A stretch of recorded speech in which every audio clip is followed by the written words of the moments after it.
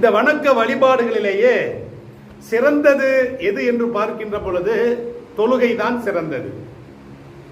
வணக்க வழிபாடுகள்ல இறைவன் கடமையாக்கிய முதலாக ஏற்படுத்தியது என்னது? தொழுகை தான்.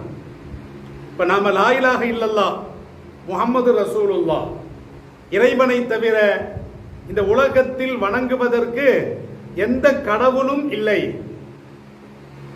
அல்லாஹுவின் தூதர் முஹம்மது நபி ஸல்லல்லாஹு அலைஹி வஸல்லம் அவர்கள் அல்லாஹுவின் திருத்தூதராக இறுதி தூதராக இருக்கிறார் என்று நாம் என்ன செய்யறோம்? வாயால் மொழிந்து மனதால் ஏற்றுக்கொள்கிறோம். இதுக்கு பேரு தௌஹீத். இதுக்கு பேர் என்னது? இதுக்கு பேரு தௌஹீத். தௌஹீத் என்று சொன்னால் ஒரு கடவுளை நிலைநிறுத்துவது, அதான் ஏகத்துவம். அப்ப இந்த உலகத்தில ஏகபோக கடவுள் ஒரே கடவுள்.